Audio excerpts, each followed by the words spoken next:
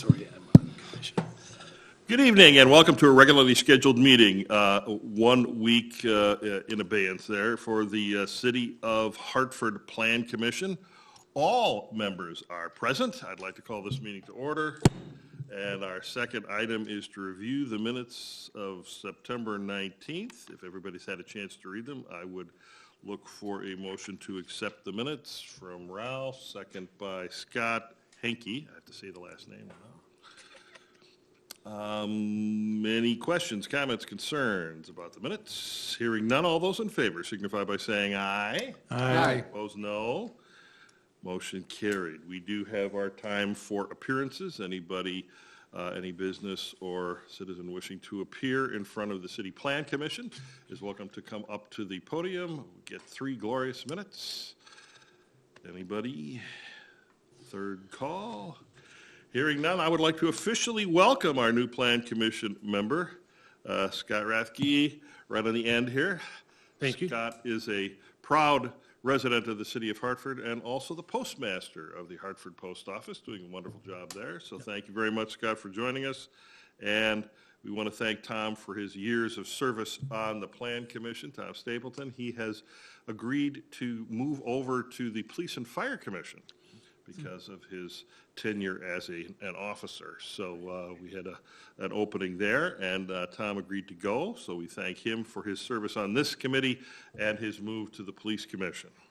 So with that, we have already up to item number 5, discussion and consideration of a site plan for Scooters Coffee at 1245 East Sumner Street. And with that, we give that to the city planner, Justin Drew.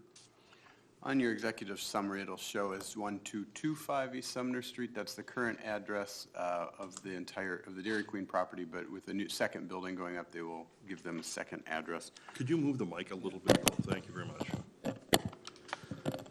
So the new owner of the property is planning to construct a new Scooters drive-through coffee and east of the existing Dairy Queen building, and that Dairy Queen building will cease operations. I understand Saturday may have been its last day. Mm-hmm.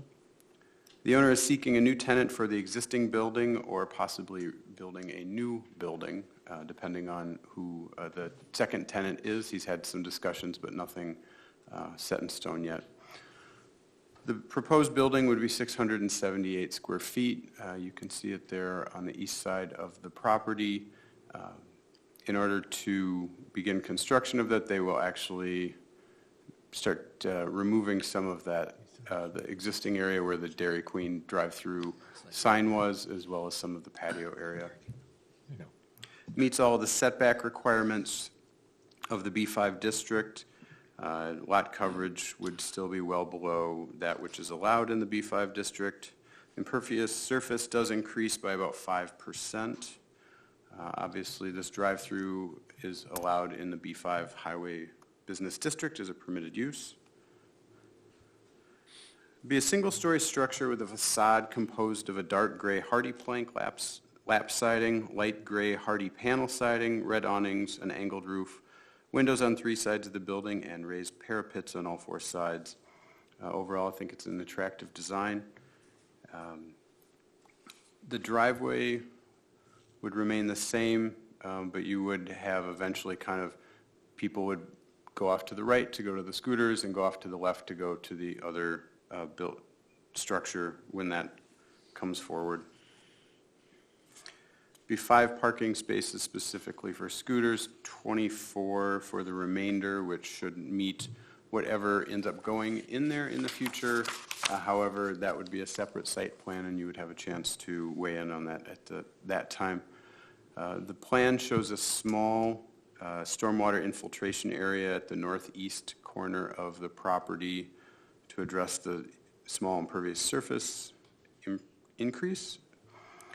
Landscaping, they're showing most of their landscaping on the north side of the building. They are showing some new trees being planted along Plaza Drive. A nice appropriate mix of ornamental trees, shrubs, and perennials.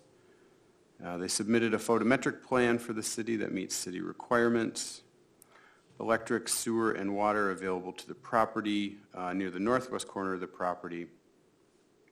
They do show 2 dumpster enclosures Both would be constructed of concrete masonry units and metal gates to match the building colors and would blend in well with the site overall. Staff recommends in favor of the site plan as presented.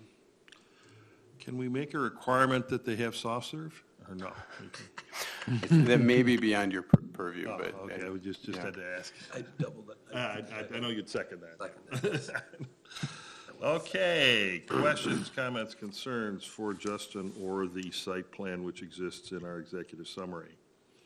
If not, I'd look for a motion to, go ahead, please. Justin, you said for the site, the coverage of the lot, you said there's going to be a retention or? It's more of like a bioswale than an actual retention pond, just kind of on the northeast side of the property. That's what I was thinking, how retention. Yeah, so it wouldn't be wet all the time. Okay. Okay. Mayor, Yes. do we believe there's enough queue area? I'm assuming that the window is on the west side of the building? Yes, the window is on the west side of the building, so there's enough queue space for 3 to 4 vehicles at a time pretty easily. And walk-in traffic or not? No, everything would go through the drive-through window. 'Cause otherwise we'd have maybe a parking issue. Right, yeah. And the building is intended entirely for employees. The public will not go in there. Got it, okay. Go ahead. Tony. As far as that flow, I mean, are we planning any large vehicles to come through there that would be wanting to get a cup of coffee in the drive-through? Is there sufficient area there for a oversized pickup truck? For an oversized pickup truck, yes.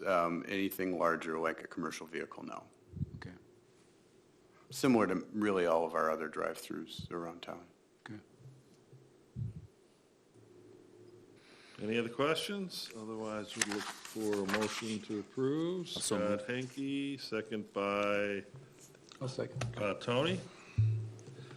Any further discussion? Hearing none, all those in favor signify by saying aye. Aye. Opposed, no. Motion carried. Item 6, discussion and consideration of a sign permit for Schnorenberg Flooring at 15 Mill Street. Justin. Just for the benefit of our new member, we don't look at all signs. Most signs in the city are reviewed and approved just at the staff level, but downtown signs are reviewed by the Plan Commission, and approval is by your order as well.